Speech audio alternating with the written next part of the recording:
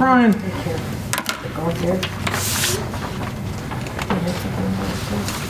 Brian, if I wanted your opinion on 10 seconds, I could get it out. There you go. I can go now. Do I have your permission? Can I have that in writing, please? All right. So a special call meeting of the Emergency Services Committee is now called to order.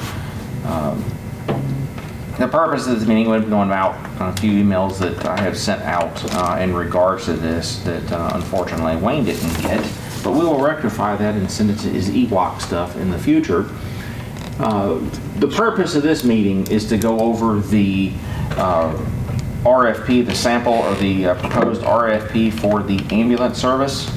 As that's coming up, we're going to need to do a new contract with them starting July 1st. So it is nothing more than that, just a discussion to go back and forth. And what we'll do is we'll take what edits we put forth, change that, send it back to legal, have that done, and hopefully have that back for the 26th for us to go over again with all the changes and approve that, and then present that contract RFP to the full commission, who would then vote on that to issue that RFP. I put a timeline out here for us to have that back. We'll put that out on January 26th, obviously to be the next morning before Keith actually issues that out to pertinent people and then publishes that. But a little over a month is what we're looking to have that out and come back again on March the 3rd at 12 noon. One of the reasons I proposed that date is that that's the week of our commission retreat at the end of the week, and I figure at that point we could probably go through and have any discussion that we need to have back and forth. Keep in mind that what we're doing with this is asking for proposals. These are negotiable at that point. We can go back and ask for changes to these if we have one we like. So it gives a couple of weeks for that to happen, to come back to the March 16th meeting here. Emergency Services will vote to accept whichever proposal that we like and send that recommendation to the full commission, and hopefully they'll vote on that on the March 16th meeting. July 1st, the new contract takes effect. In this proposal, there was a line somewhere that said it would take effect immediately, but no, that would actually be July 1st. So I made a change in there to that as well to say that, but we'll get that made in the edit that goes from there. So is everybody okay with this timeline, what we're doing? When do we, so this is the RFP timeline, and going through the proposal and then the approval and acceptance, but when is the contract, after that the contract will be written and then reviewed? After that, the contract will be written, and it would be, I would assume it would go to legal at that point. I'm actually hoping to have that done between the 3rd and the 16th of March. That's a 2-week period of time, and I think they should be able to go through and do that. Especially if we meet one day that week, or combine that with maybe our retreat that's over there. We could have that because we're already going to be in a public meeting anyway. So if we do so, I'd like to go ahead and do that at that time. So that gives Keith and legal a week and a half, almost 2 weeks to go through and hammer out any details that they might want to do to bring back on the 16th. If we fail to bring this back on the 16th, we can always kick this to the May meeting. So we do have that option as well. We don't necessarily have to go through and award this in March. We can award it in May. Still gives somebody plenty of time to get in here. Even if they were taking over, they need to be prepared to do so. And it is in the RFP that they need to be prepared to take that contract once it's agreed on. And that would still give them roughly 7 weeks to get that done, even if we approve that at the May meeting. So we do have some wiggle room as far as timeline goes. I guess my question is after the 16th, so that's where we select which proposal, basically which one wins, right? And then the commission approves. Right. Okay, So then we go to contract writing, and then unless I'm missing it, I don't see that in here. It doesn't take effect till July, but you still got to write a contract, have a contract review, vote on the contract. No, we can actually do we can actually have that in combination right after the March 3rd. So they're due at 12 noon on March 3rd. So we could actually have a meeting, we can actually add that to the discussions and changes at the retreat. So if we want to have a meeting on the 3rd, we can actually have a meeting on the 3rd if we want to. If they're due at noon, we can have a meeting that afternoon, about 4 o'clock. We can actually do that, hammer anything out, and it gives them 2 weeks to get something together and still puts it back and forth. Again, unless it's a major change, I don't see where that would take more than 2 weeks to get taken care of. I think we can probably get this done in under 2 weeks, or right at 2 weeks. So if you want to, Linda, under that, we can schedule a meeting for March 3rd, 4 o'clock back here. If they're due at noon, that gives. But that's to do what? That's to review. That's to review the proposals that we got. And then, out of that meeting would be the recommendation of which one we would want to move forward. Well, actually, out of that meeting would be any changes that we want to negotiate on. Maybe they came back with a proposal that we flat out can't agree with, or maybe they came back with a few nuances in the contract that we want to change. We could do that. I think we're mixing proposal and contract. Do what now? I think we're mixing proposals and contracts. They'll submit a proposal, like the RP goes out, they'll submit their proposals, whoever submits. And in this meeting, what I understood on March 3rd is that's when we sit down and we score the proposals. Review and score the proposals. Basically decide and recommend to the commission, who wins the competition. And then after that, the contract needs to be written. Like this agreement for ambulance services. We could do that. That would push the approval, the final approval off until the May meeting. If you want to do that, we could push, we've got plenty of time. I mean, we don't have to do this in March. We can obviously do this in May. Yeah, because that would also allow for, if you have any, there might be a Q&A session, if we need more information. Okay, well then let's just leave this alone as it is now, and then we'll just add a, we'll probably need to meet, we can still have our meeting on the 16th of March. That's a commission meeting day. We can still do a 4 o'clock meeting on that day. And so that would be a vote on the proposal. That would be a vote on the proposal. And then approve moving to create a contract. Yep. Yep. Okay. So none of that actually has to be presented to the full commission. We won't actually make the full commission presentation until May at that point. Until we come up with a final draft of a contract, we propose nothing to the commission. There's nothing we have to do. Well, you have to, the commission has to approve which submission, the committee would review it, we make our recommendation, choose this one, not that one, but we'd still have to present that to the commission. Right, they would still have to present that as a final contract. Not a contract. You're not a contract yet. You're selecting the winner in the process, right? So they're going to submit their proposal. We're going to review it March 3rd. There may be a Q&A session we have after that, or maybe not. It depends on what gets submitted, okay? Then the commission, we would go to the commission and say, basically brief who submits, the scores, that kind of stuff, and here's who we recommend we select. Which entity we would select, and then you move to a contract, to write the contract, and then they would have to vote on the contract. Right, but there is no vote that they would have to take before that. Because there's nothing to vote on, it's not a final contract. You have to select when they submit the proposals. I get what you're saying. They do have to approve that. They have to approve which entity the county's going to go with. I'm not necessarily sure we have to do that. Yeah, it's the procurement process.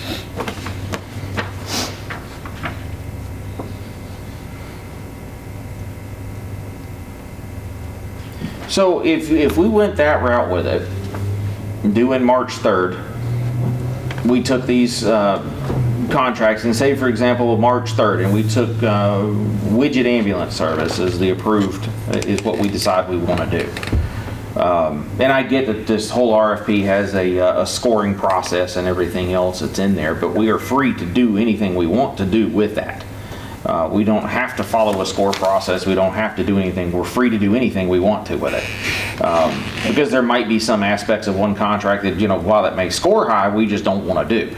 Again, we don't know what the contract or what those proposals are going to be. But that's why you have the criteria in the RFP, because that, once they submit that, that becomes like you have a template or something that has the scoring criteria. We sit around, we read those, everybody scores them, and that's how you determine who's going to win. You don't, like I said, you don't have to take the highest score on that. Then how else would you do it? You go with the one that's most accommodating. You go to the one that's most accommodating. Again, you can have... You already wrote that in here. You said that, Well, we haven't gotten that far with it. I'm going to make a suggestion that we take that portion out of this when we get down to that part. But what I'm saying is, even if they came up, what you're trying to do is take a proposal and say, okay, you got 10 items that are on here, and this one adds up to 78 points, and this one adds up to 77. But the one that's 77, we can't take under what you're saying because the other one outscored them, even though there might be aspects of this one we like better. The scoring covers all those things. It covers, there were 5 or 6 categories. And that's why, and then they're weighted. So this isn't, you're not just picking on the lowest bidder on this. You're basically, this is a best value. So in that scoring process, you're going to consider all those things. Right, but just because they score better doesn't mean that they are better. That's correct. And it doesn't mean that we have to take guidelines for guidelines to look at. Which is part of the scoring process. That's not everything in the process. I don't understand what... Financial terms, financial stability, experience, and which is past performance, compliance with Tennessee regulations, references, and quality of response. Again, you could have 2 companies that score within a point of each other, and there may be aspects, speaking of financial, say for example, one company that scored less had a better financial impact on that. All things else being almost equal, why would we want to give that up and say we're going to do on a complete scoring model that we're going to make this based on a scoring model? And even the scoring model is subjective, because the scoring model is compliance with Tennessee regulations, references, and quality of response. References and quality of response are subjective. They're very subjective as to what... That's where the discussion is with the committee. Those things that are subjective. Exactly. And so we're going to end up doing the same thing. We're going to end up deciding at that point. So I guess what are we talking about here? Are we arguing that there's a scoring process? Like I said, my suggestion, and we haven't gotten that far, is to take that part of this out. The scoring model, this page 23, I don't think is a very good. Well, like I said, that's page 23. That's a regular procurement. Has a score. Because that's how you do. These just copies. I'm sorry. No, they're not. They're previous. I didn't have a copy of that with me.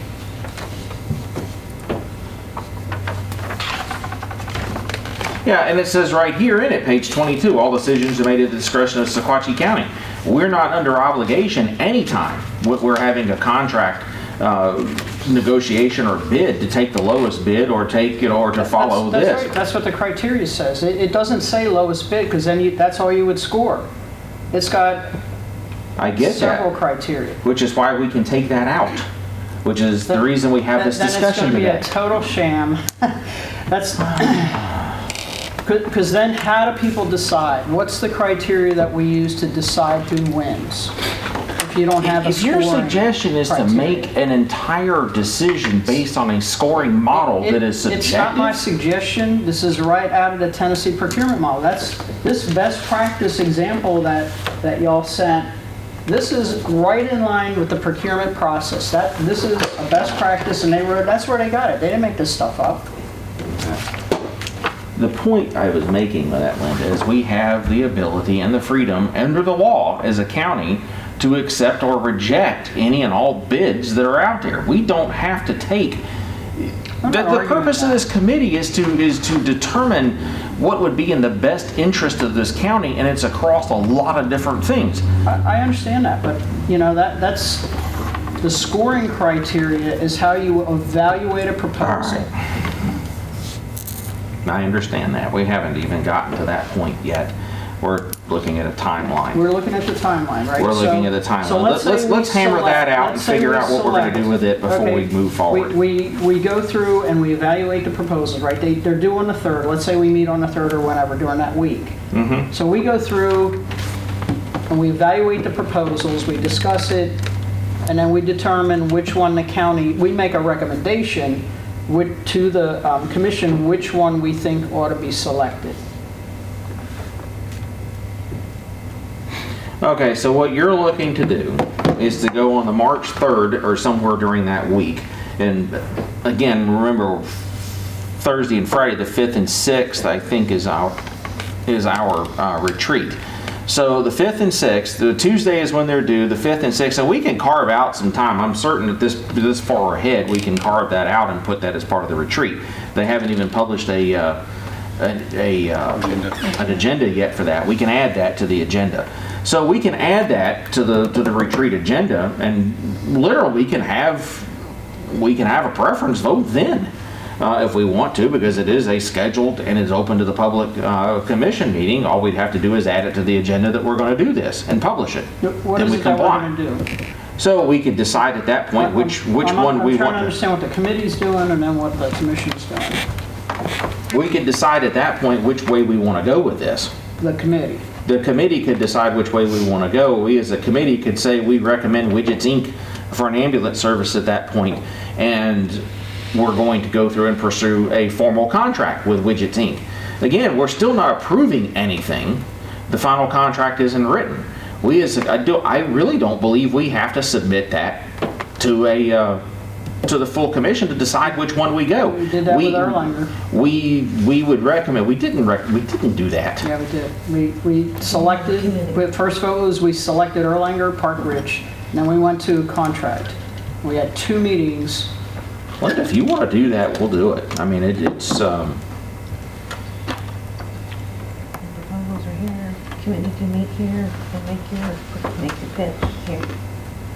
So if you want to do that, her suggestion was proposals due on the 3rd. We could meet on the 4th if you want to, and just say 4 o'clock on the 4th here, and then we can make our pitch in front of the retreat for that over the 5th, and then have them go through and procure and to put together those contracts, and we could have that voted on the 16th.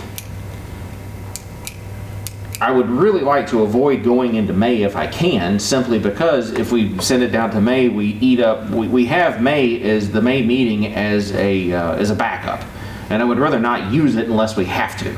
If we have to, fine, we have it, but I would rather not use it. I'd rather have this done in March. So on the 4th of March, that's when the committee reviews the proposals and makes a recommendation on which one the county should select.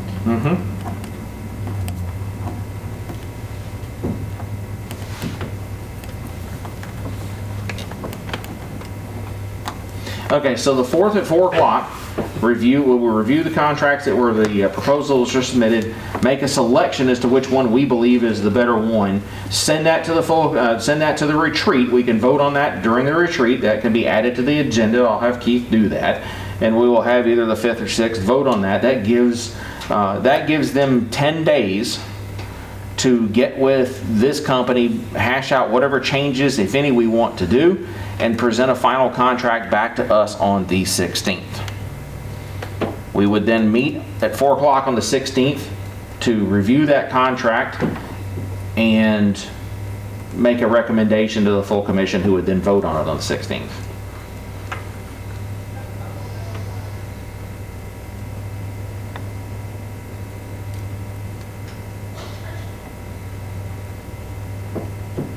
Sounds like a good streamlined process to me. Okay. All right, I'll have to type that out. You got that written down? Very good, thank you. All right, I'll get that typed out and send that to Keith, letting him know what our plans are, so that way he can get the appropriate publishing done. We're still 7 weeks ahead of the game right now, which is very good in a situation like this. And that still leaves us the May meeting as a backup should we need it. should we come up and we decide we don't do, it still gives us the May meeting. Keep in mind that this contract must be awarded this year. We don't have the option of a one-year option renewal. This contract ends with pocket June 30th, come hell or high water, we have to do something with it.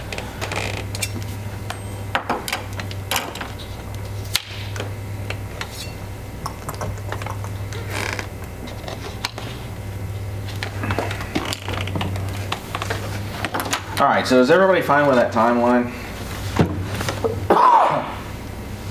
I'm good with it. Okay, I need a motion and a second. We'll make that a vote. Motion. Second. Motion and a second. Wayne and Brian, all in favor, say aye. Aye. Any opposed? Okay, motion carries. That's our timeline. So now we can go through and discuss the proposal.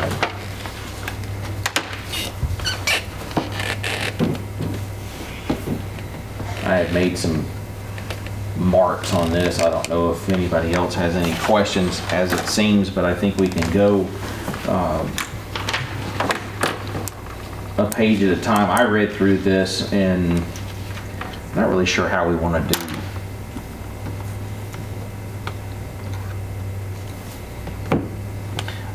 I tell you what we'll do.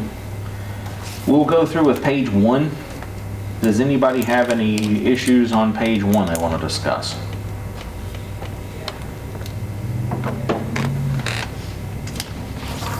Page 2. The only thing I had on here under general responsibilities of proposer is, since this, I think this was used as it's kind of the template for this, to just check if that TCA still applies, because this thing was written in 23. You know, if there are any changes or updates to the code. Okay. And Page 2. yeah, page 2, I think it's item 2, is it not? On the bottom half, have sufficient competence. Yeah, it's down under general responsibility, so that's item 2. One and 2 actually. You just need to check what the current rules are.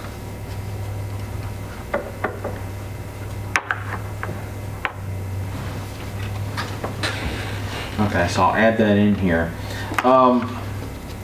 One note I had on item 5, the proposal must allow ambulances to be dispatched, located, and monitored by the Sequatchie E911 Communication Center. I believe they are still dispatching out of Austell, are they not? Yeah, they're dispatching out of Chattanooga. Okay, so they're still dispatching not in our location. So when we receive a phone call in for ambulance services, is it still the case that that is transferred to their dispatch center? It is. Okay, so in this particular case, do we want to make an allowance for that because it's now saying the proposer must allow ambulances to be dispatched as located and monitored? Right now, we're not in compliance with item 5. So we are kind of, because the 911 call comes into us, we take the information and then we forward it to them, which is then dispatched from them. Okay, but could you say as an individual, as the 911 operator, and could that operator who answers that dispatch that ambulance directly? No. Okay. There's, So in this particular thing, we may want to change that to allow a call center to handle the dispatches. And that works good, just for the record? yeah, I mean, within probably, honestly, the dispatchers probably get the information within 30 seconds to a minute and it's transferred to them and then they're dispatched. So how should this read?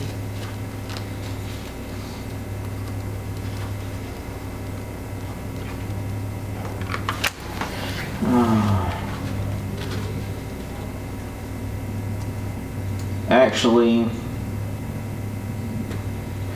we should just probably strike out the proposer must strike out ambulances to be dispatched and just say located and monitored by the Sequatchie. And we have that capability now, right? We monitor, yes. Okay. We monitor the movement of the ambulances now. All right, so we have that ability now in any proposal. So we could just we could solve that just by striking allow ambulances to be dispatched, just striking that that one piece. Those 4 words. Yeah, those 5 words, and that way. So should we add though, I mean, it's still important for the proposer to understand who's dispatching them. Could we, You just add a line, ambulances will be dispatched by, who is it, Brian? Right now, it's through Puckett over, where's it off of? Rossville Boulevard. so we Like when could, they call us, we take the information. Right. Once we get the generic information, we transfer it to them, and then they dispatch the ambulance to the location. And basically what we're getting is address of call, complaint, and that's pretty much it, and then it gets transferred. So how would it work if there was another person that, you know, if there was somebody else other than Puckett? That would be completely up to them to how they want it dispatched. I got one question on that. It's not really related to this, but when they do that, do they forward the number to the caller to Puckett in case they need any additional information, or does it have to go back through our dispatch and back to them? No, but they get all the information, the phone, the callback number and everything, and then Okay. they can do it. So if they have all. further questions, they could call Yes. and it Yes. takes the middleman out of it. That's Yes, good. it takes us out completely. We're on to the next call. That's good. The only thing y'all do is like us. Well, on up. We do, EMRs. yes. So if they're not going to be, let's say it's another vendor, because that's why we're putting out this RFP, to have proposers propose. So if it was somebody other than Puckett, who else dispatches? Most Is ambulance he- services have their own dispatch. So each ambulance would have their own dispatch. we could proposer must provide, I mean, if acceptable self-dispatch services or allow ambulances to be dispatched by Sequatchie County E911. Also, ambulances are able to be located and monitored by Sequatchie County E911 as well. But Brian, you can't dispatch, right? right now, no, we do not. I can do medical dispatch. We have before. Okay. But at this time, it was took out of our hands and they do it for us. Right. So, But if they decide they want you to do it, you could do that. Yes. again. okay, so how does that read again? Okay, so the proposer must provide acceptable dispatch services or allow Sequatchie County, Wait.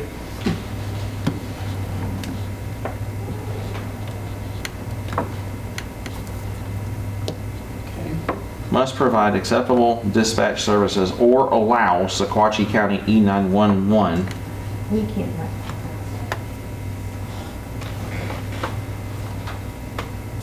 to dispatch. And the way it works now, of course, yes, we see where their ambulances are staged at, but they know which one is closer, where they're en route from, and everything else. So at this point, it's better for them to dispatch the ambulance to a call because they have a better idea of the time frame of what's going on with their ambulances. I would agree with that. Well, they would tell us that, though. If it's somebody other than Puckett, they would tell us in the proposal. Well, the If they have a reason, dispatch, they would propose that they would use their dispatch for that So- very reason. right, we could do either way. Yeah, So in either way, we can either dispatch or Right. the ambulance service itself can dispatch.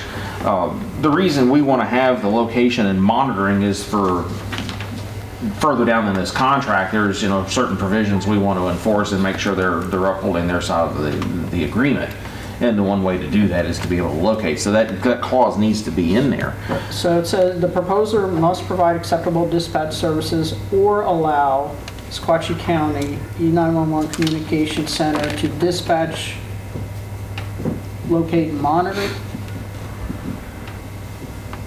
Or allow Sequatchie County to dispatch. In all cases, Sequatchie County shall have the right to locate and monitor by electronic means the ambulances.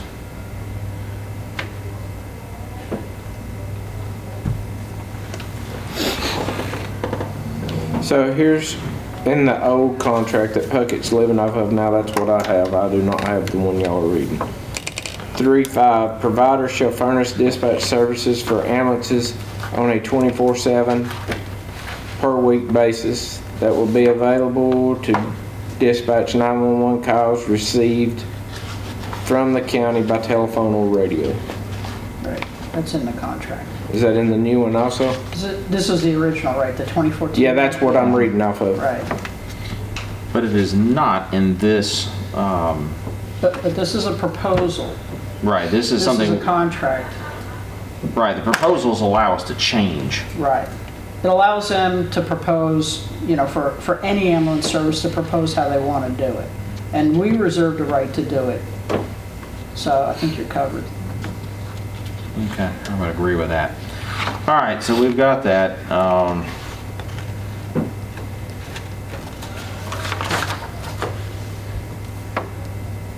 I'll take those notes from you when I get later. All right, page 3.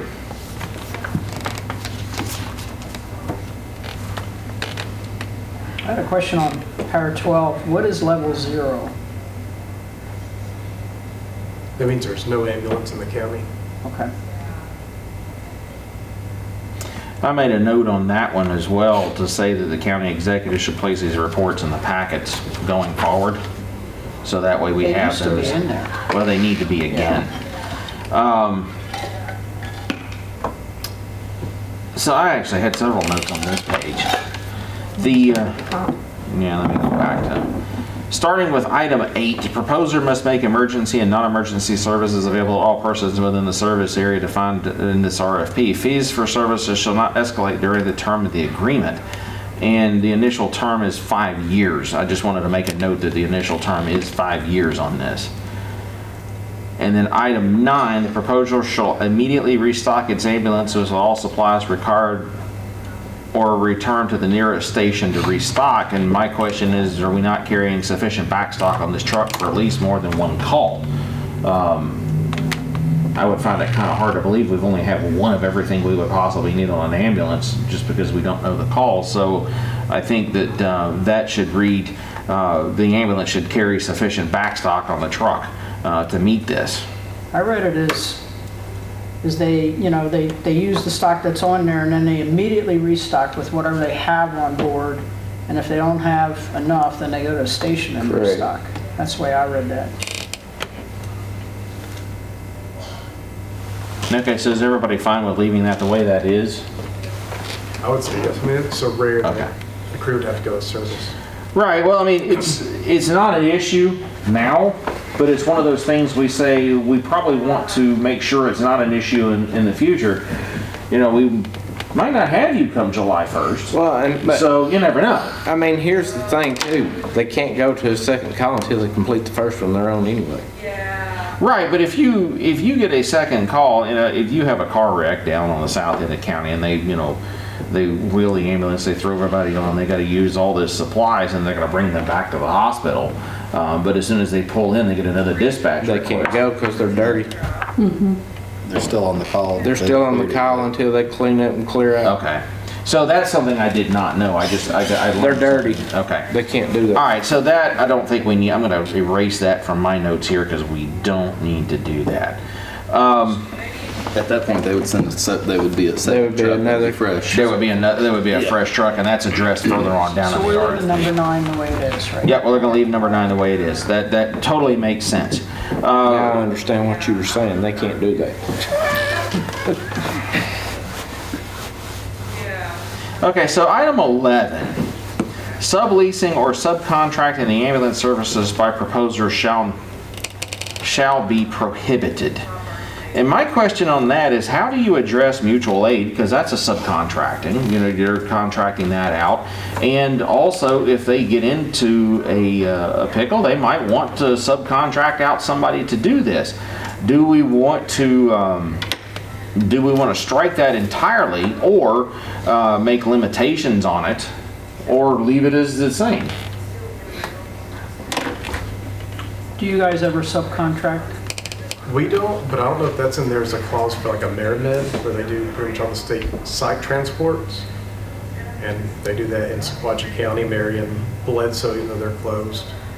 I'm not sure if, that'd be the only thing I know of. Right, but my opinion on that is that if we put that restriction in there, it takes options off the table. You never know what kind of a disaster we might have here and somebody we might want to call in. But at that point, the state Could you put up all kind of the- takes over. Like, we can get mutual aid to Georgia, even if they're not licensed, we go. Right, Right. This would be if they couldn't subcontract out to another provider while still holding the contract. right. Okay. Then I'm going to take my notes of no off of that, and then we will. Does that not affect? I guess we should put a note in there that nothing here would prohibit use of mutual aid. Okay. As it's written, it doesn't. As it's written, it doesn't. Is everybody in agreement with that? Okay. Item 12.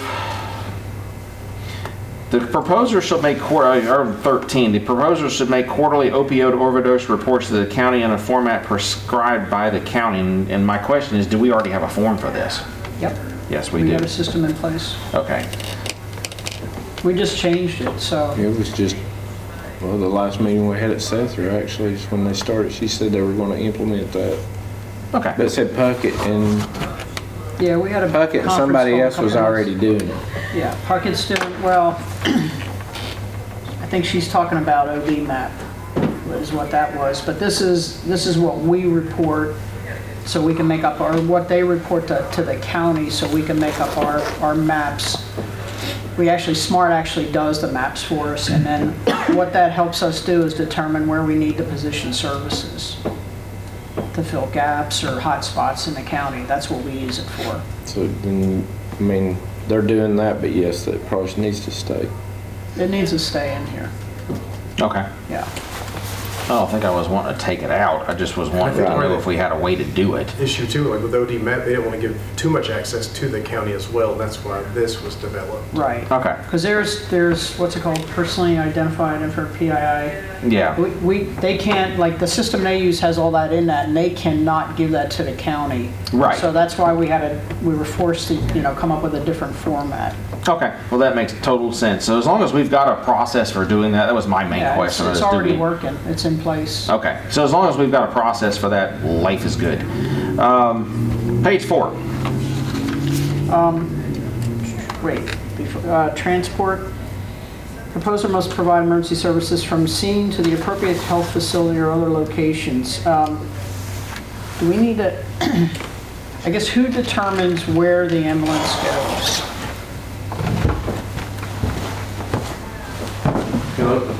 I would And then, the patient does have the right to tell them, like, if they want to go to a different facility, they do have the right. And that's not really covered in here. That's been an issue I know with some of the residents of my So, district. okay, since I've got, the Puckett crew here, I get down here and Wayne Clemens T-bones me, because he ran a red light and I gotta be moved off to a hospital. Trust me. And so, any case, tough Wayne. Any case, so I'm out there stretched on the side of the thing, and I hate Erlanger. I don't want to go Erlanger. I want you to take me to Memorial. Do you have to do that at that point? Within certain guidelines, yes. And I say that because you may say, hey, I want to go to Memorial, and we have to tell you, hey, your leg is off. The only trauma center is Erlanger. Like, we take you to Memorial, they're going to get mad at us because they're going to have to send you out to Erlanger. So ultimately, it is your decision. However, we try to take you to the closest, most appropriate.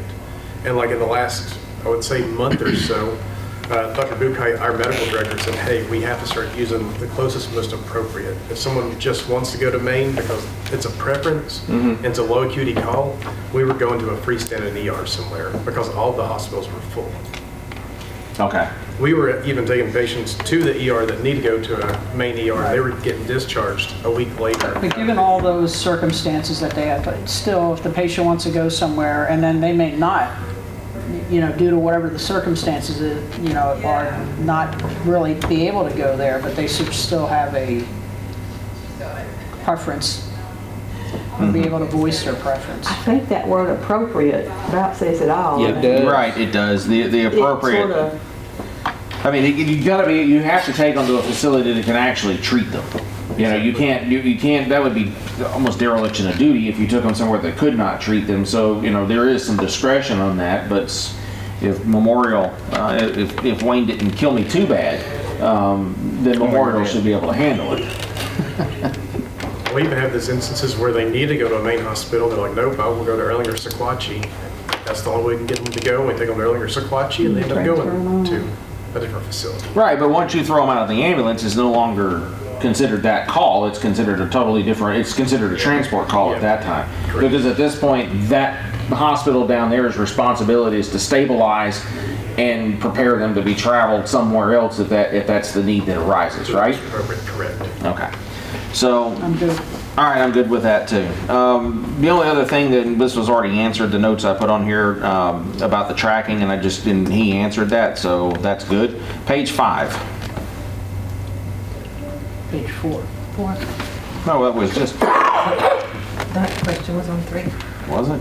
Oh, Yeah, okay. transport was beginning of. Okay, yeah, I guess it did go over page 4. So, the only thing I had noticed, the only note I put on here, under communication equipment, fully operational vehicle, yada, yada, yada. And, the question was, or my question was, are we currently tracking and do we have a method to track and verify for compliance to the contract? You've answered that we do. So, What's AVL in here? Because that, is this stuff that That's the they, tracking. okay, so that we use that in this county because this was lifted out of another county's. It's not, I don't even remember what it's called. I'm saying, is this correct the way it's written?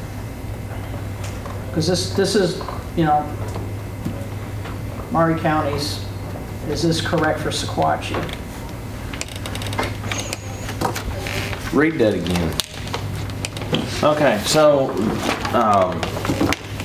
my question, let's see. The proposer will install and maintain AVL or equivalent hardware manufactured to be used in 911 dispatch to track and locate the closest appropriate ambulances or emergency calls that would be located in the county. I think when you said appropriate, you got it covered, because they would have to. Right. They would have to AVL is abide just by an whatever example. Sequatchie County can accommodate them with. I don't even know what AVL is. Probably, well, I have no idea. I'm gonna guess some kind Advanced of vehicle automobile. Automatic vehicle locator? Automatic vehicle location, a tracking system, or an approved vendor list can refer All to right. either All one. right. So I think we're covered either way. Yeah. All right. Okay, anybody else on 4? Somebody had a question on the copy about the, under notification, 2 or more ambulances. There's a, Yeah, when we got I our just put, copy. how is it this had a determined? question. Yeah, as it stands, the way this is written, Brian, is that if Wayne ran that red light and took out 2 cars and there were, 3 ambulances required or 2 or more ambulances required to a single accident that you caused, then they would have to notify the emergency manager.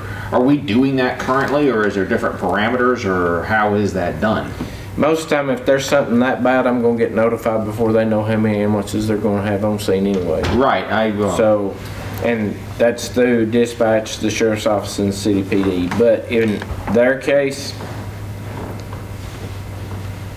I think I actually had them change this to 2 or more ambulances. I would say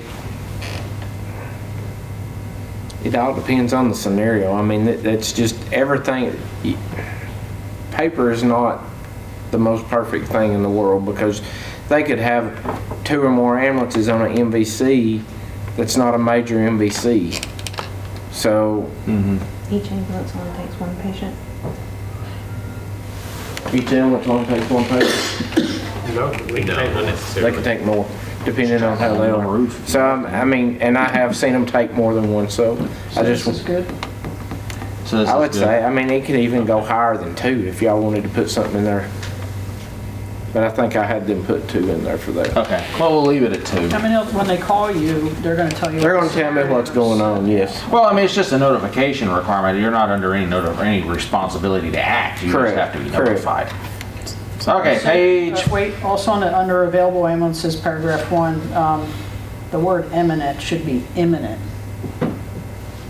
Did you misspell it? no, I didn't write this. This is Gary Hayes. Gary wrote this.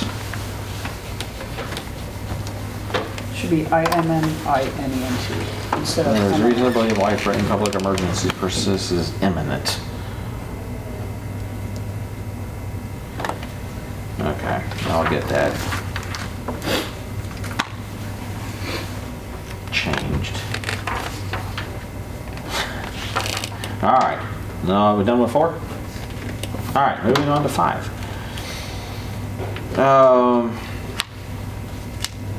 Any questions on this one? Yeah, so I mean, this Rossville Boulevard, that's a Chattanooga, not Dunlap. Are we, I didn't know. Right, yeah, I listed that too. Well, So shouldn't it be, I mean, this is, we're telling anybody who's going to respond to this RFP where the ambulances could be stationed. Right, we need to list the Rankin Avenue address, not the, not Right. Rossville. I think that's just a typo. And, well, and what about the Williams property, since that's why we bought that piece of property? Okay, or we To could, be determined. or a future location determined by Well, but you Sequatchie gotta tell them County. where, because it's gonna depend, they need to know an address so they can, I mean, there's cost, there's how they place their ambulances, how they determine, so that the locations are very important. Well, we can change that to say, or a future agreeable location. A future agreed upon location Within the county. within the county, within Sequatchie County. That make sense?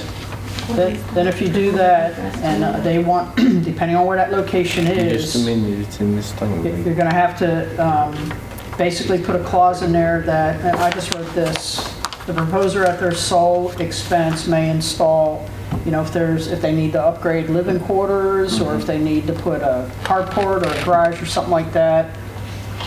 I forget where I took this, Write that but- down. It's in my head.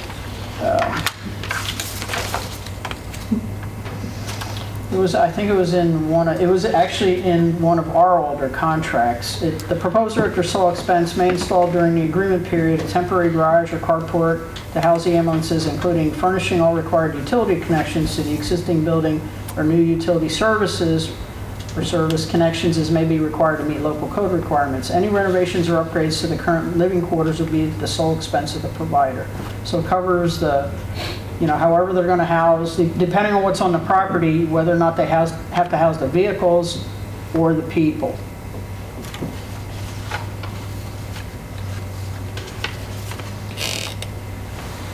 That way, no matter what location they pick when you get to the negotiating the contract part, they would propose a location based on their parameters when they submit their proposal.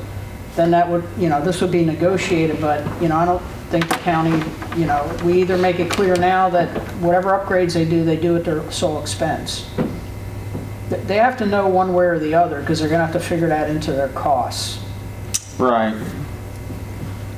I think that was in the old contract also. Yeah, that's right. Oh, did you read it out of it? Yeah.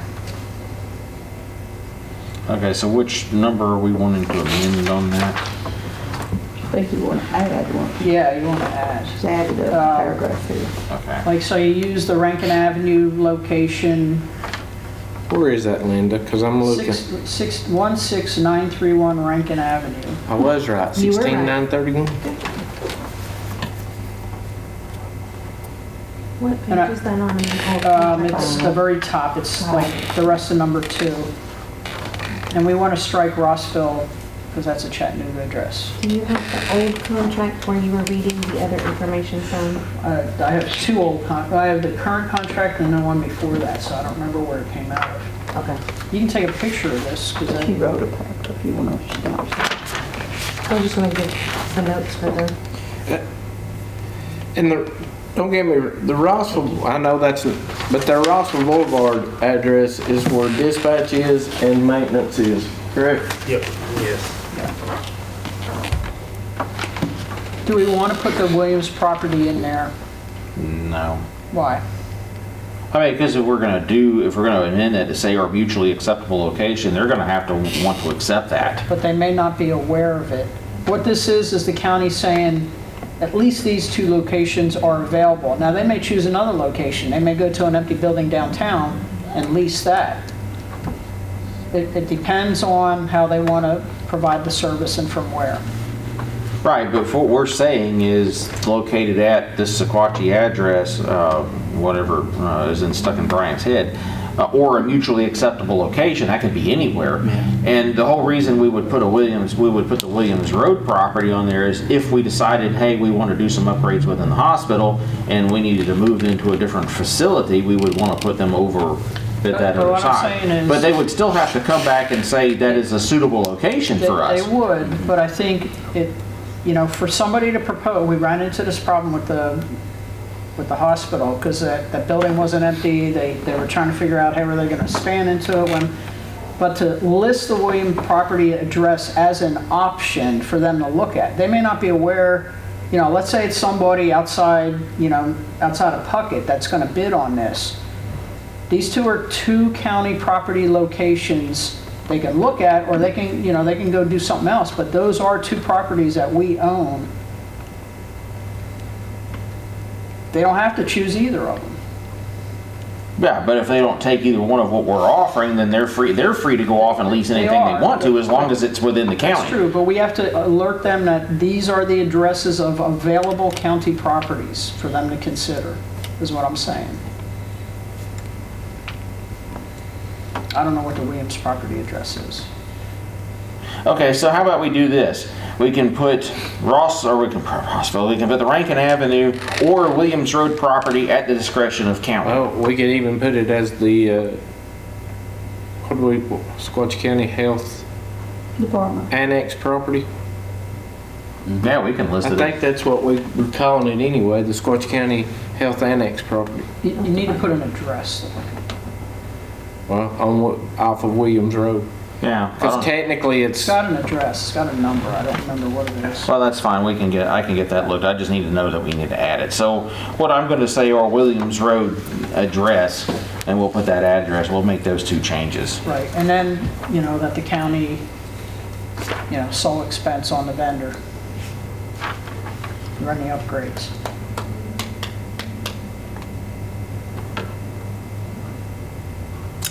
All right. They can still come back and negotiate that too, the expense, when you go to contract, so. Right. They could put that in their contract and say, no, we don't accept this. We want to do a contract. We want to see it. We'll go one way or the We other. would still write the contract, and then it goes over to them to, To nitpick. yeah. And they can come back with an alternate. Yeah, Then they could come back with an alternate proposal, which is why we may end up having to push this to May regardless. So. But again, we have the May meeting without having to call special call meetings to solve this. 391 Williams Road. So, I'm going to go backwards a little bit too. all right. Puckett is CAAS accredited. Do we want to put something in there that we want an accredited ambulance service? I thought that was further down. Is it It's further further in? down. I think it's Okay. further down the line as to Okay. what we're wanting to do. It's CAAS costs. Okay, the other thing I had on here, I'm just going off of some notes that I wrote on this. The proposal shall maintain 24-hour advanced life support units that are no older than 8 years or 250,000 miles, whichever occurs first. So cost is 5 years. Okay. Am I right? A cost accredited can be no older than 5 years old? Yeah, only 5. Are we within that? Are you guys within that now? Yeah, ours is doing a year, but we've already worked through it. Okay. Because my question, I mean, the note I put on here is why do we want to limit that? If an ambulance is still certifiable to run, why would an age or mileage limit be on there? Because obviously you could take power plants out, put a new engine in it, and still have a good body and still run those things and still be completely certified. But you've got suspension, transmission, rear end, I understand that. frame. So I talked to Mark Alley about this. I mean, different counties have different stuff in here. He said that they all got to be inspected by the state and meet I think it's later, like A standard, I forget, it's later in this. Right. That's what's going to determine, because they're going to get inspected and It's re-inspected. just like a bus inspection. Yeah. Right, exactly. So that's what's going to determine whether that thing's worthy to be used. Right, but just putting an arbitrary number on That's that, what I'm saying. I don't think, Yeah. my question was, that actually need to be in there, or are we limiting something that should not need to be limited? I don't think it needs to be in there as long as they, comply with those inspections. It's really up to the company, how often they swap. Okay, so we can strike out, Because with the performance requirements that they have to meet, so we can strike out, it's got to be reliable. so what I can do is strike out, the proposal should maintain 24-hour lamps, well, actually, no, I don't want to do that. She said, what are you taking out? It shall, and I want to strike out that are no older than 8 years or 250,000 miles, whichever occurs first. I want to strike that out. The ambulances must meet the required state inspections. Ambulances shall meet the KKKA 182 federal standards. Are you familiar with that? Okay. Is that current? Is that current? Oh, yeah, I mean, that's basic. I mean, get All right. notes about it. See, I'm glad you sat out there in the audience. This gives me somebody to, because I don't speak ambulance. I mean, I just don't.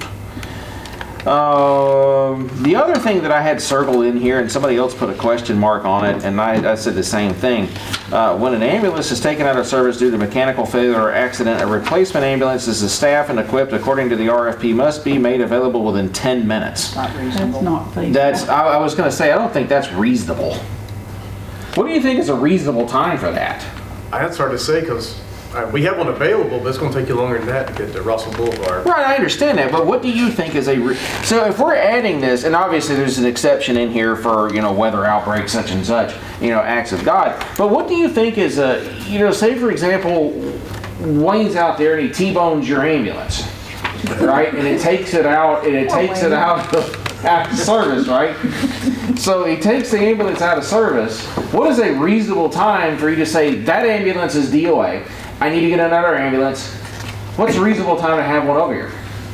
2 hours, 3 hours, 6 hours, 2 days, a month? Well, but you go back to, you're supposed to have 2 trucks in the county. If that happened right now, we would end up sending a different unit over to Right. cover while they're It's down. like 45 So I don't know if it's minutes. better to word it, they have an adequate, stock of spare ambulances. You have to, the rule of thumb is normally 25% of your fleet Right. you have in reserve. So if we normally have 30 trucks, we have at least, 36. You have those 6 per reserve. Yeah. So, but basically what the proposer, what was when this is to say, okay, you're required to have X amount of ambulances in here. Clemens takes out one ambulance, you're now below that threshold. You need to bring another ambulance over here to meet that RFP. How long is that going to take you to do? What he's saying though is they'll move an ambulance, say from Right. Marion, Georgia, whatever. They'll move an ambulance up to take care of that until the replacement gets here. So Right, but sending a spare ambulance from somewhere else to be a replacement is, in my opinion, is a replacement. It meets that particular section of that. But my question is, what is a reasonable time frame for you to act on it? I mean, you have an ambulance that is taken out just. We always have one readily available, so I don't know how to put a time on. what would you say, 90 minutes to 120 minutes to get over? Let's just say 2 hours. I would say max, yeah. Yeah, All right, 45 minutes. I mean, that's a long time. Well, I know 10 minutes is not reasonable. You can't go anywhere in this No. county. Joe, how long does it usually take if you've got, say, 2 ambulances in this district that are occupied and you have to bring one up from, say, Whitwell, whatever? How long does it usually take you to bring one over? Less than 30 minutes. Okay. Because it could be, depending on where they need to go. we Now, also have the they're signs. talking about a replacement for the ambulance that got crashed, Well, not a You fill. could get a, Well, Reasonable. You're thinking. well, to me, a fill-in is you're a going to have to fill in before you get a replacement anyway. I mean, It's 2 different things. To me, a fill-in is a replacement, because then when you bring a fill-in, you're still meeting the terms of the Yeah, contract. Just swap that one out with. Or we could just swap it out, you could swap it at leisure at that point. Right. yeah. So, I think 2 hours is too long. Okay, you wanna say an hour? I don't know where I got this from. I think it was in one of the old contracts, 45 minutes. I can live with 45 minutes. I I think was it's, going with replacement and not a temporary. Because what you're talking about, 2 different scenarios. Yeah. well, the ambulance is staffed and equipped, so basically what it's saying is it's taken out of service. The way this is written, a temporary fits that definition, Right. right? Yeah. Okay, so my question is, how long was a reasonable amount of time for a temporary fill-in? This guy back here tells me 5 minutes is all he needs, but I don't necessarily want to hamstring somebody else. You might have a good proposal from an ambulance that does not have service next door in this county that might have to locate one from an hour away. I don't want to shoot a potential person over 15 minutes. You see what I'm saying? So the question then becomes, how long is a reasonable amount of time to do that? Is it 1 hour, 2 hours, 5 hours? What would that be? If he's saying 30 minutes, they can have one up here, but I think 45 would be reasonable. You know, if they're going to have an issue with that, they're going to explain that in their proposal, or there's a period when they can ask questions before the period closes to submit the proposal. They can always go back to the government and ask for, you know, will you accept 60 or, you know, something like that. So You want to say I think that's reasonable. 45 minutes? Do you think everyone? Okay. So I'll just put this. Because you're one down at that point already. Right. Okay. That I will change that to 45 minutes. Okay.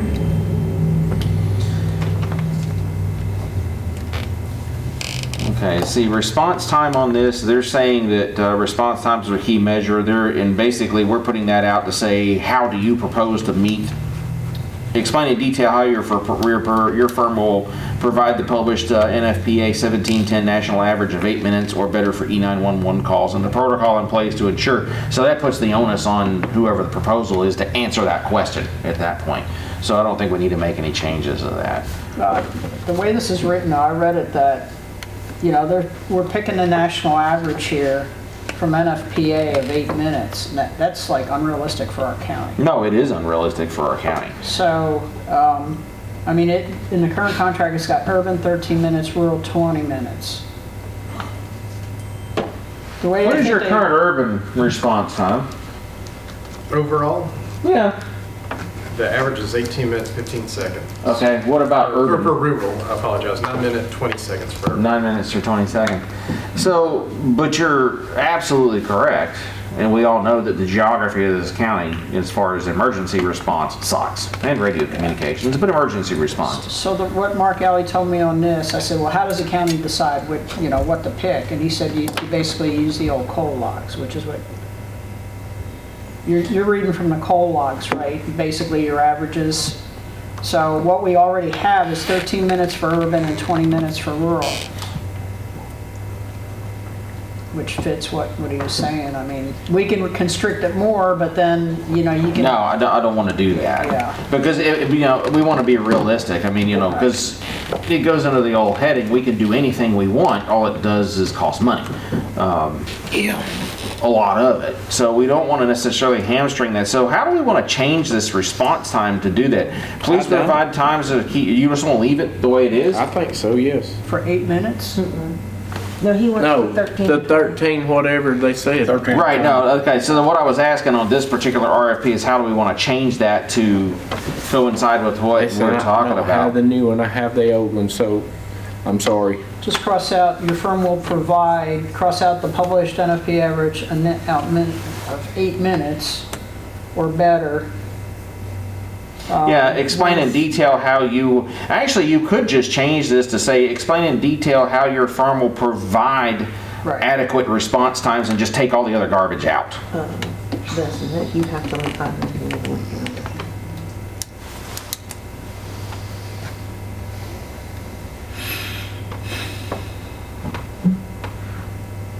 Explain in detail what response times, that's a better way to do it. Explain in detail what response times your firm will provide.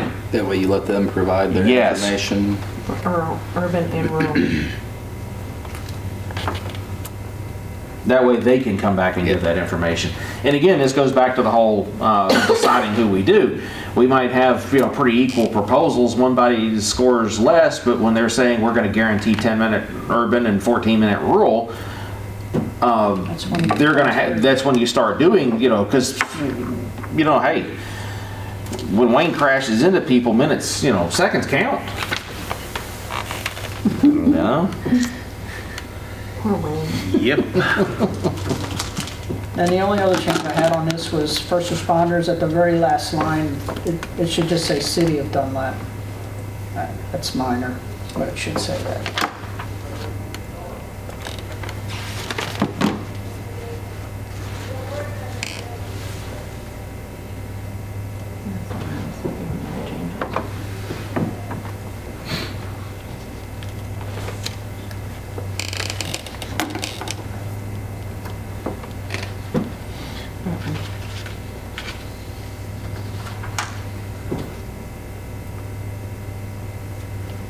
Okay.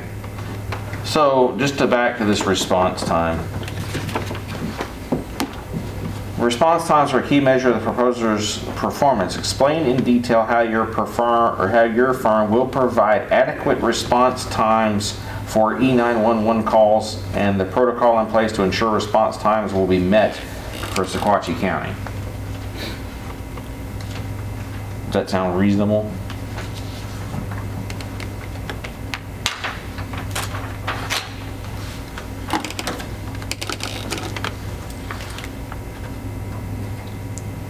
All right. We good with that? That work. All right. Anything else on page 5? We will move on.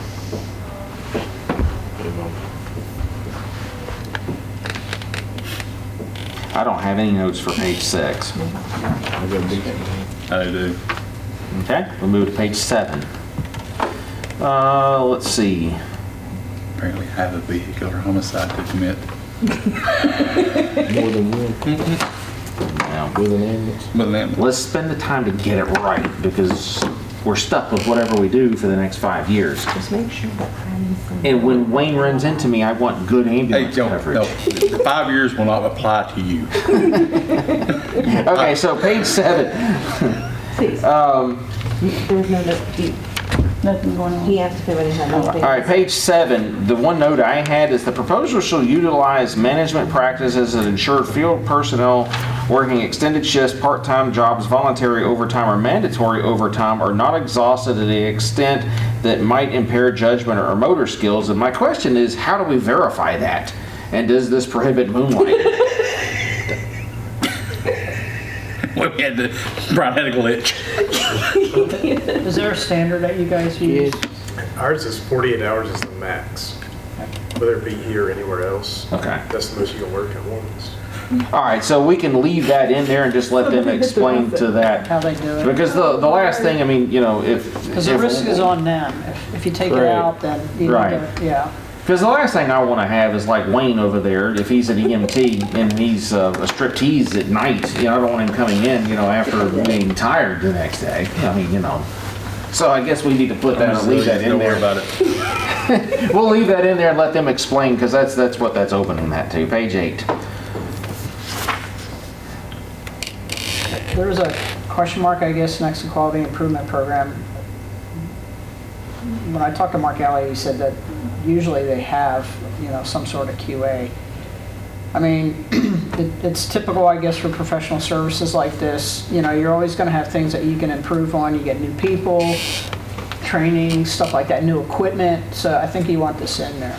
Okay, so the thing is, part of this, I'm going to get your opinion on this real quick out there from the peanut gallery. It says under quality improvement program, because I had the same question mark, the proposal shall develop and have in place a comprehensive quality improvement program for the provision of EMS services and provide a copy of such program and implementation to the county prior to the commencement of the agreement.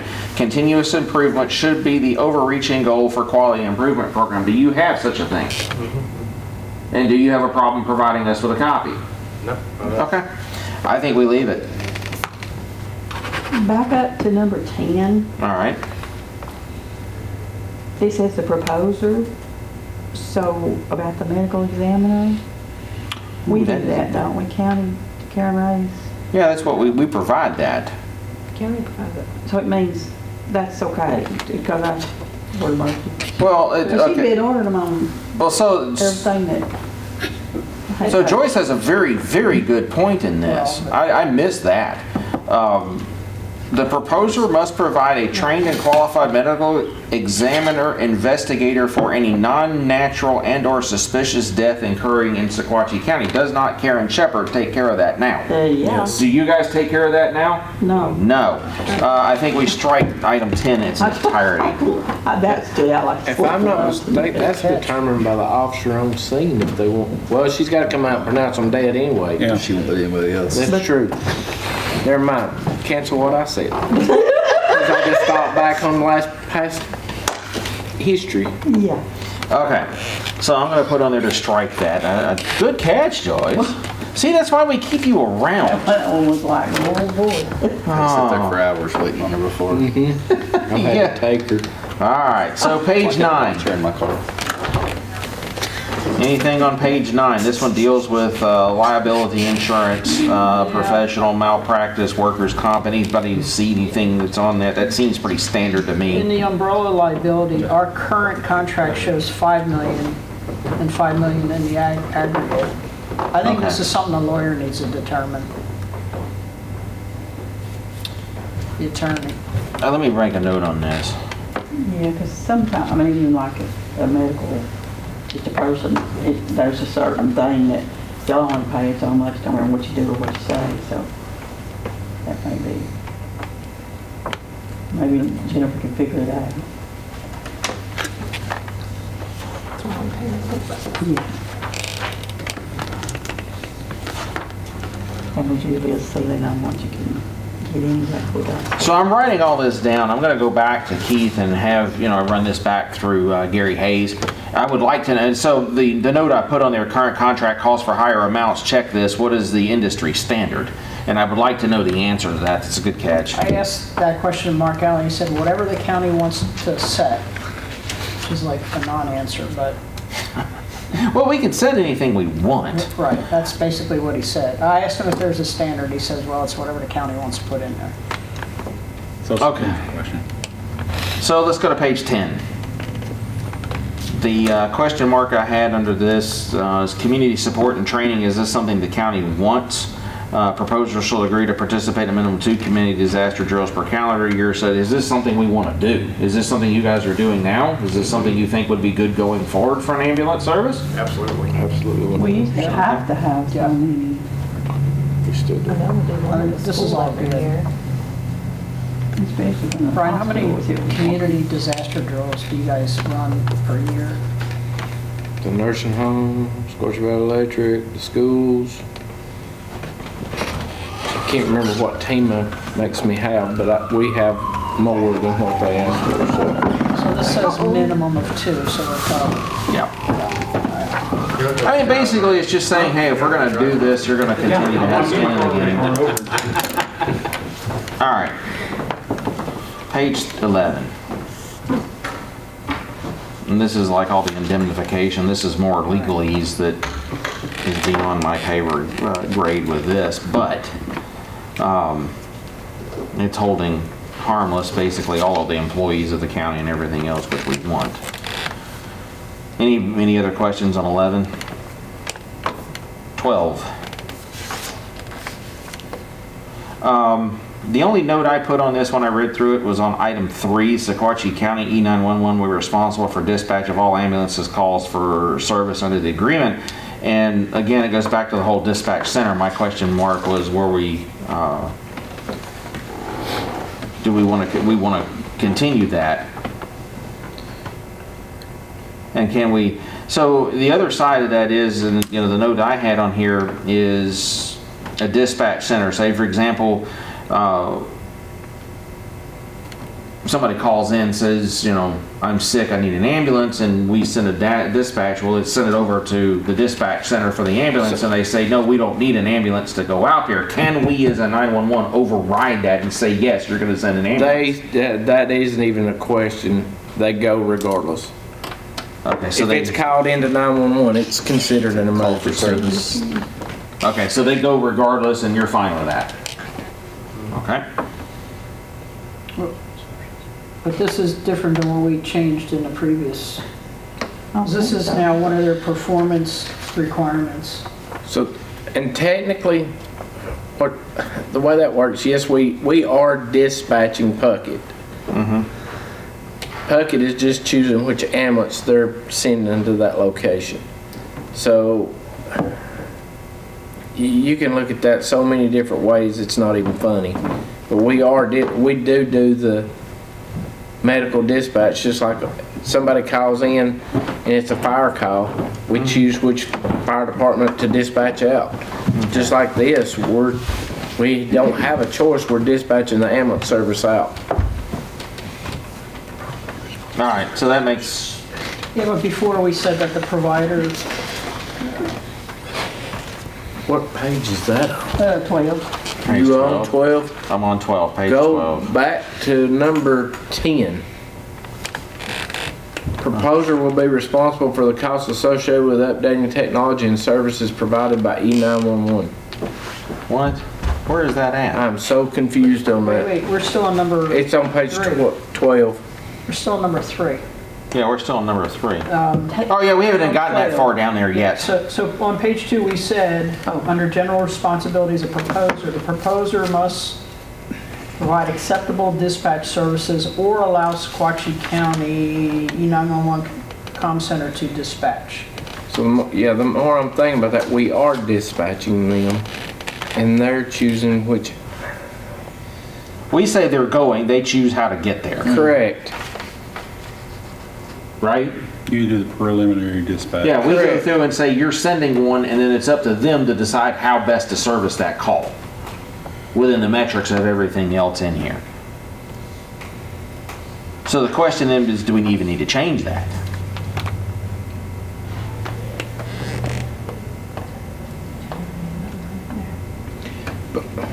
We're primary dispatch, then they're secondary dispatch. And we're technically not dispatch.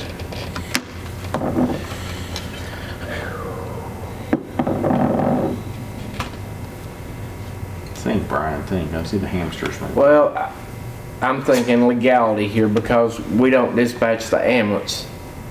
You just notify the. We notify the provider to dispatch an ambulance. So do we just want to strike that I whole? guess that should be the responsibility of dispatch. The Sequatchie County E911 will be responsible for dispatch of all ambulances to cause. Why just change the county to provider? Yeah, to notify the provider. Yes, that's what I was trying to do. Thank y'all. Yeah. Okay, so how do we want to change this? Sequatchie County E911 will be responsible for notifying the provider. Yes. Or activate emergency response. Okay, y'all tell me how I want to put this in here.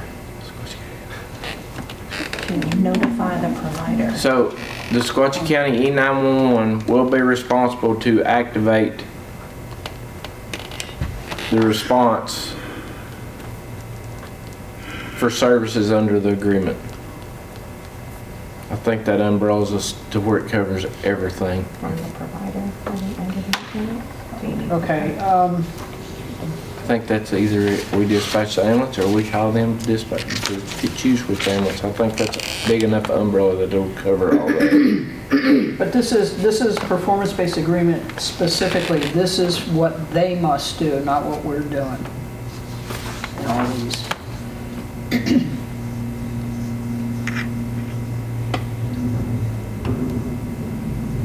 Okay, that's confusing the two. Yeah, because it's got me in there. You need to take that out. Take out the Sequatchie 911 portion. Right, well, here's the thing. Isn't this covered somewhere else, the dispatching of that within this RFP? That's what I'm saying, on page 2, under general responsibilities of Hold on, proposer, let's go back to page 2. number 5, we changed that. The proposer must, okay, Must provide acceptable dispatch services or allow Sequatchie County E911 Communication Center. to yes, we are, dispatch. okay. So we already addressed this somewhere else. Or 12? 11.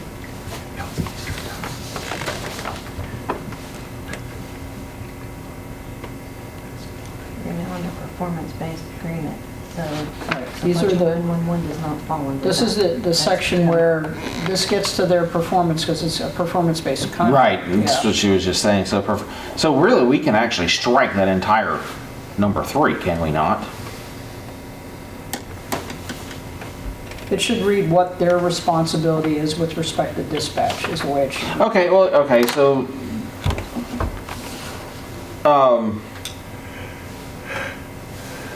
provider shall act on request from Sequatchie County E911 for dispatches. Period. Okay.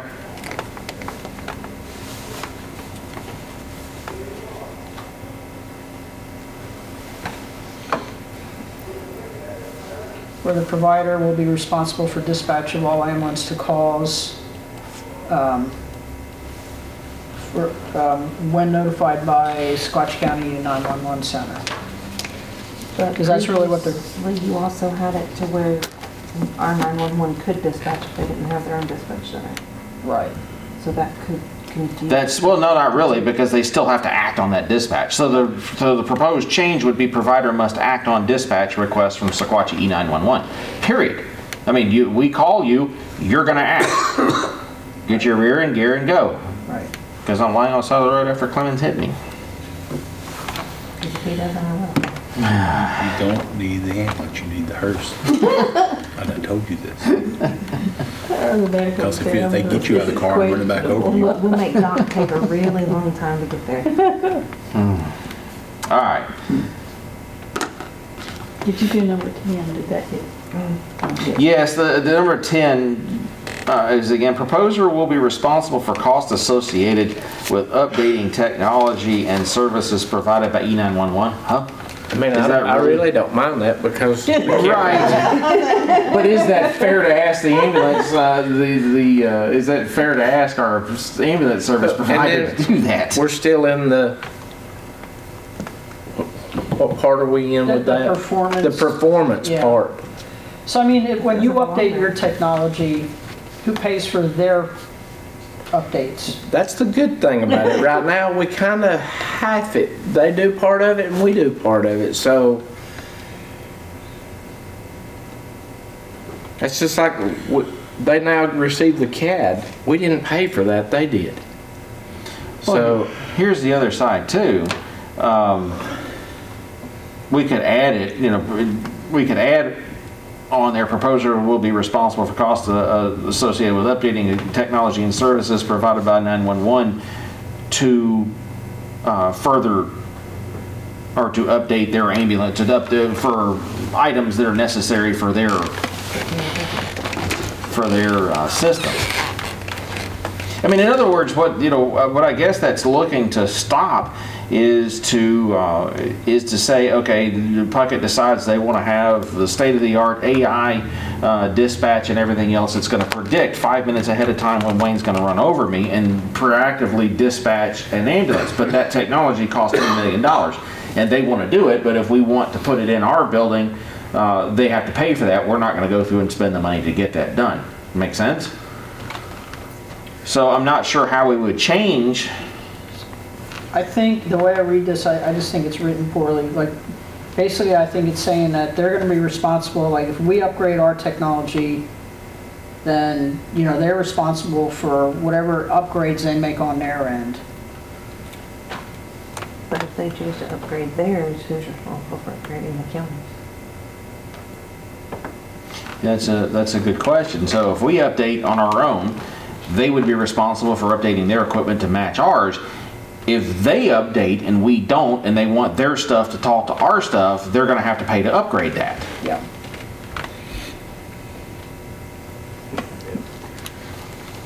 Let's say it'd be us. Got to pay for every upgrade. If it's something that we're utilizing, Say that again? if it's software, equipment we're utilizing, let's say we would pay for that upgrade. and they have in the past. Do you want to leave it? I don't like that word provided by E911. It's almost like it's... Services provided. Technology and services utilized by E911? Yeah. Okay, let's change that to utilized.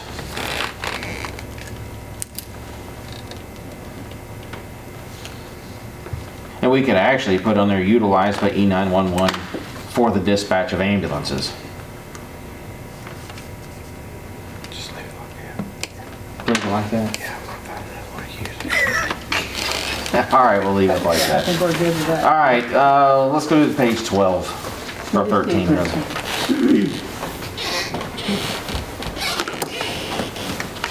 Okay, so somebody had on here a question mark, and I think this came from Keith. A question mark, response damages, insert table below, he says remove, and I put a note on there, but do we really want to remove this? And how do we verify times? Yeah, because they're supposed to be submitting a report at the end of every month. They have logs, we can audit logs, we can pull a surprise off, but every month they're supposed to, you know, they used to do it. It's in some of the old minutes inside the, you know, the county files, but they have a template that they basically fill out, you know, what calls they did, response times, that kind of stuff, and whether or not they're in compliance. We want them to be in compliance, otherwise they're, you know, this says there's penalties. They done it monthly when we were doing commissioner meetings monthly, so Yeah. now they Still do it. Yep. Oh, you still turn them in monthly? Okay, so they're still monthly. Insert table here, that's what you need to take out. Oh, I can strike insert table here.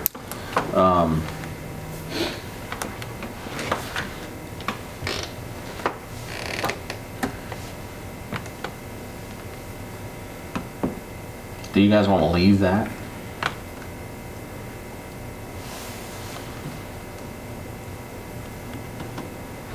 The damages, or do we want to adjust, or we don't want to make a change on that? I mean, if they fall below, it's a $10 million penalty, but then nobody would take the service for fear something might happen.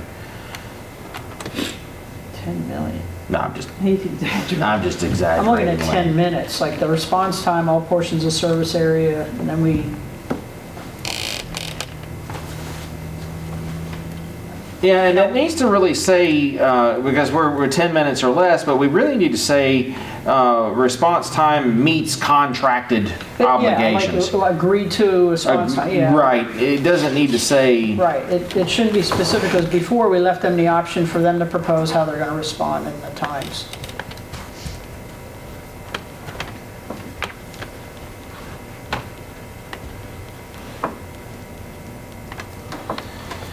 okay.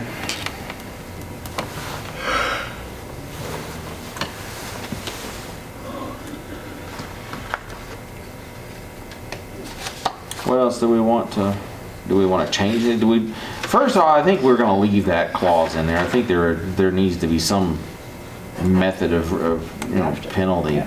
I mean, it's a performance-based contract. Right, it's a Yeah. performance-based contract, so, you know, And it's in the original contract, too. right.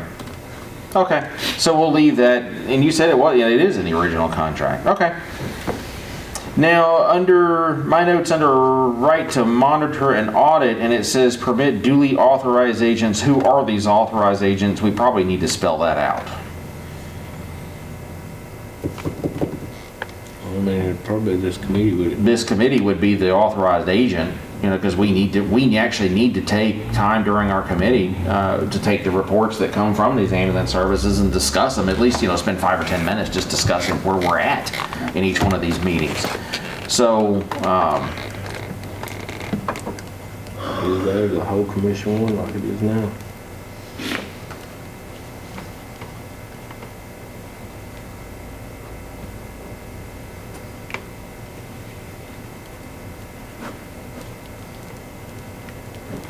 okay.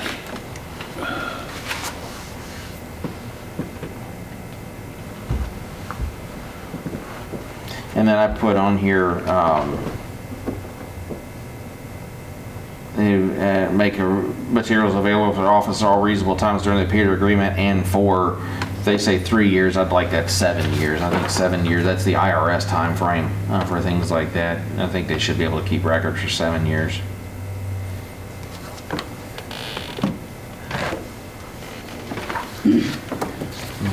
All right, any other things on page 13?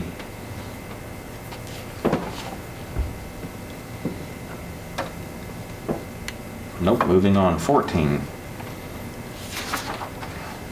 The only notes I made on this is the dates. The contract will run, the new one, whatever we do, will run July 1st to June 30th. That way it keeps it with our accounting year.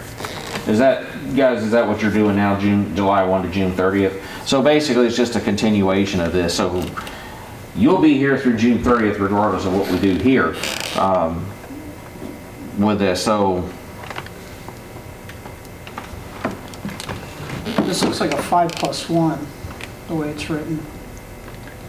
yeah, and I think I want to do a renew 2 separate 1-year periods beginning such and such instead of just 1. Currently it is 2 years, and I would like to move that to 2. Two separate 1-year periods. Yeah, 2 years. So 5+1, 1. 5 plus 1, 1. That's what we had now, and that got us out of a pickle with this time. Who knows where we're going to be in 5 years from now, but I would like to still cover it and have those 2 option years to go. One of the main reasons we did the option years this time is that the hospital was in limbo as to what was going to happen with it. We had no idea what was going to go on, so it was easy to say, okay, we're going to do this. And in 5 years, the hospital is going to be in limbo again because we only did a 5-year contract with them. Make sense? All right. Anything else on 14? All right, moving to 15. I had no notes on 15. I mean, you're going to reduce a lot of this administrative stuff. I mean, 5 copies, you know, we just like submit, you either have them submit it like with a sealed envelope, you know, delivered, you know, to the office by a certain time, and, you know. I would prefer the electronic copies, Electronic. obviously. There's no sense in making them kill a forest. Because you have date and time stamp on it when it Okay. comes in. So now- just 1 copy in physical form, and then as original, and we will take the 5 copies out, and then 1 copy.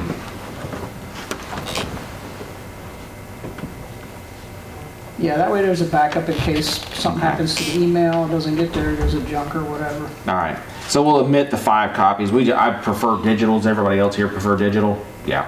And I can disseminate, once we get that in, as soon as we get those, I can disseminate that to you guys via email and everything else and put it on this thing. So, all right, life is good. What else? Erasures and whiteout. When's the last time anybody used whiteout? All right, page 16.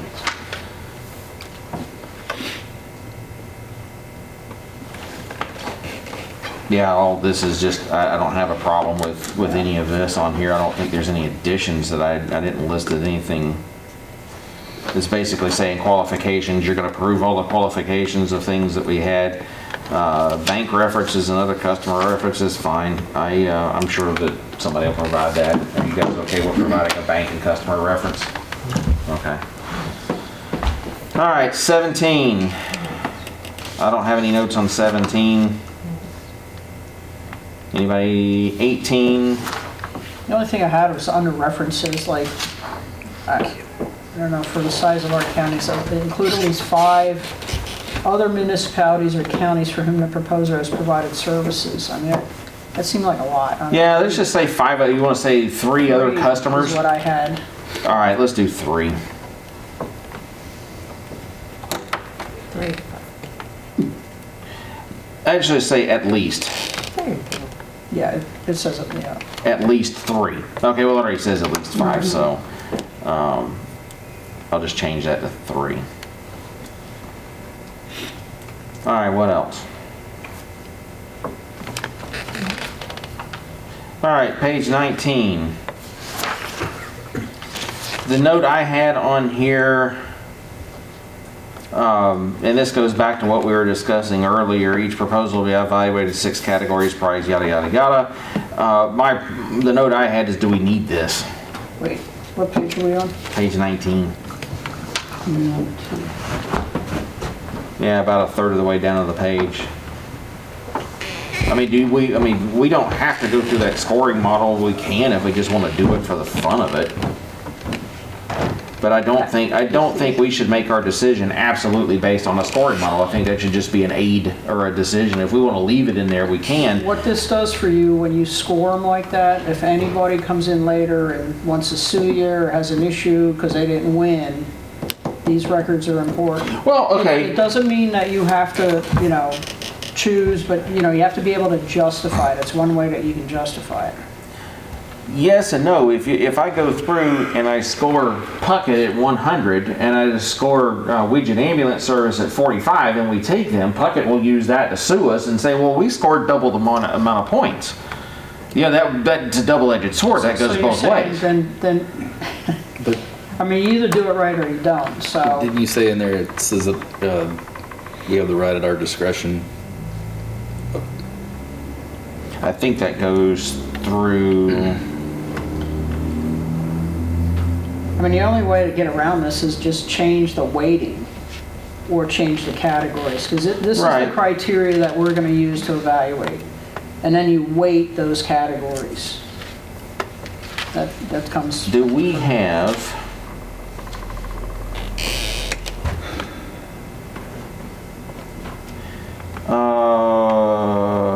Copyright, right. I think there is a clause in here, but I just want to see it, that says that we can do.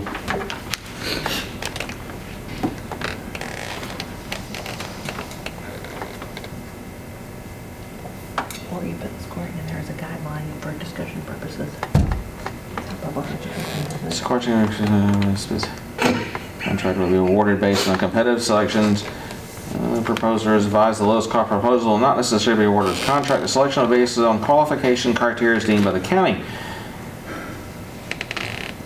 All decisions are made at the discretion of Sequatchie County. I think that covers us.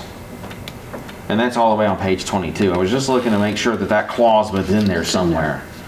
So we can. That's what it means for discussion. Yeah, let's put award of contracts, scoring model as a means of discussion only, or as a means of. I would just leave it the way it is. I mean, this is the way the procurement manual has it. All right, we'll leave it. I mean, it down at the bottom, it does say it's our discretion, so. Yeah. It does say it's our discretion. But I just don't want to be I just don't want to be forced in a corner of saying, okay, we've got a company that is, 1 or 2 points below that we like better for various reasons. Of course, really this scoring is subjective to all of us, and what I think we should do on a scoring is we'll put that out and let everybody individually score themselves in private, then we'll come back kind of like a secret voting and decide where we are from there. That's how we'll go with We do that. that on the opioid committee. We score individually, we have criteria, and then we come together and talk about it. Let's leave it. Questions will be received until date XXXX. Do we want to put February 28th or whatever that Friday is? It's February 27th. 20? No, 20. Oh, he went to 21, I think. Okay, so we'll. Standard you're using, there's discussion. Right, let's do, well, the 27, yeah, okay, so I said 27 February. So they can ask questions at noon. Okay. Is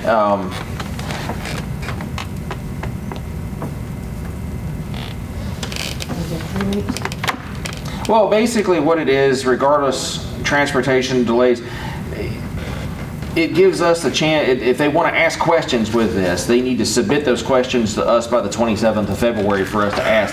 Their proposals are still due March 3rd, whatever that is, March 3rd at noon. The only thing about this is you got to make this visible on the county webpage so all the competitors can see it. You can't just go one-on-one. Can Jocelyn do that, Keith?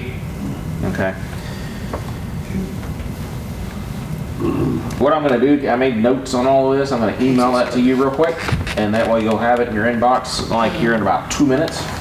And you can see my notes. Today's notes are in blue. Previous notes are in black. The 20. Make sense? Maybe.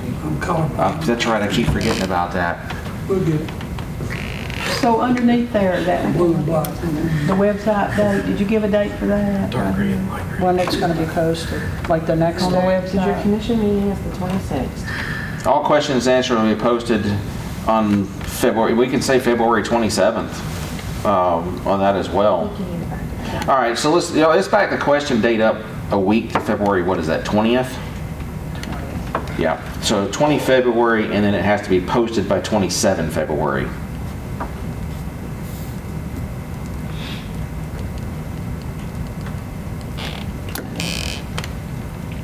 Okay.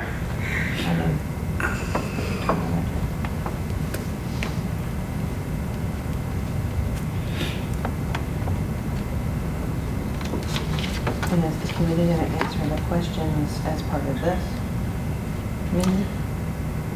No, we have to post the questions back, that's what we we're just saying, the answers have to be posted back online by the 27th. And you can handle all this, Casey, getting on this on the website? Okay.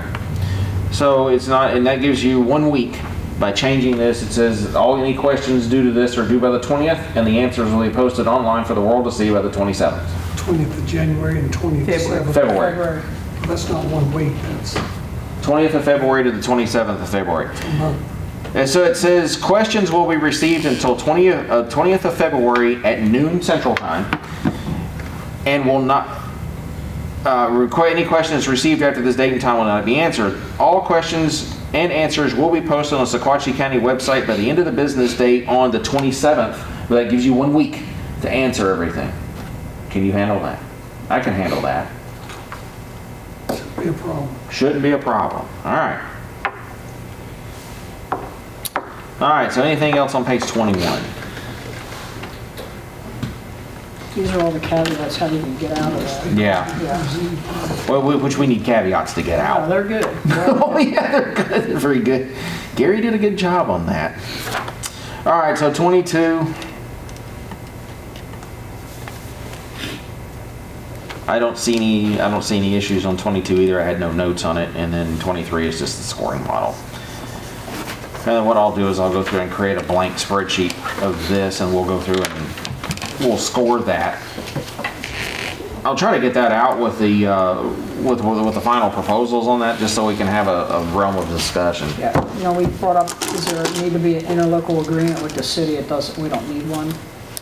And then, we talked about that a couple months ago. And then, the only thing that's not in here is a transition clause if there's a new vendor.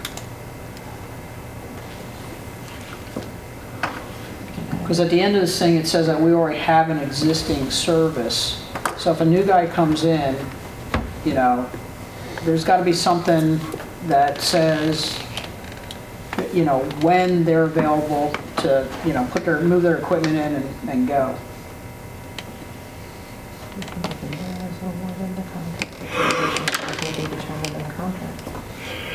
We could do that. That's exactly the transition clause. The transition would be determined by the final contract. Yeah, Okay. That's good.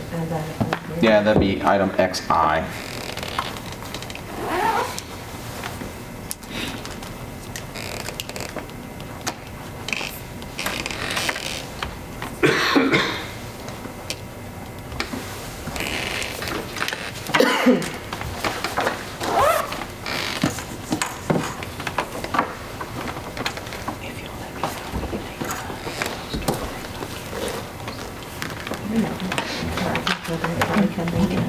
All right, so to be determined by contract.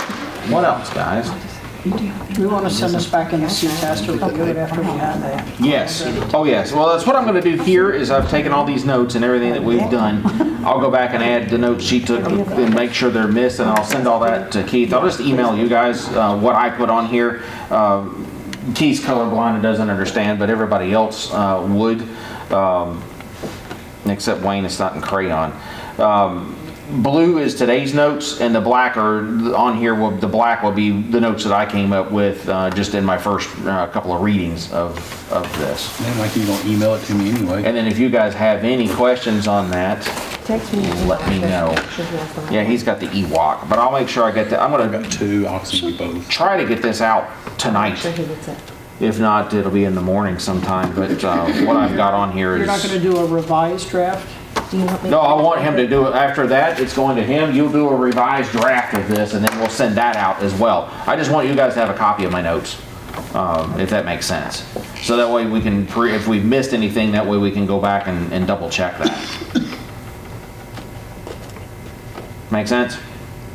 Everybody? Nod your head. Wayne saying here, rock out. Needs to I'm be saying sent like, in your email okay, address. so a revised draft is all those notes that you made get incorporated in here, so we get a clean copy. Yes, we will get a clean copy of that. But like I said, I'm gonna send, I want you, this committee, to have what I send to him. Linda makes it much easier than you do. No. She always gets that It's to me. pretty easy to just, we didn't make that many comments. Yeah, we did. Oh, we made a lot, but like I said, I'll get these notes put in, I'll get these notes put out, so I want you guys to see where the notes are, so you can double check everything on that, and compare it to the final, copy draft that goes out. Make sense? All right. Wayne, as long as you don't run into me with, your Oh, vehicle. no, you're getting right into. Just let us jump in a million miles first. No. No, he done messed up. All right, so anybody have anything else for this meeting? Our next meeting is scheduled for January 26th, and that's gonna be at 4 o'clock. Same bat channel, same bat place. Anybody have any, January the what? Commission day. January 26th, it'll be commission day at 4 o'clock. That's right, you're going to Gatlinburg. I'm going with you this year. That's not on your calendar. I'm going to Gatlinburg. All right, any other things? Motion to adjourn? Motion. All in favor? Yep, I gotta go to training. Have fun. Have fun.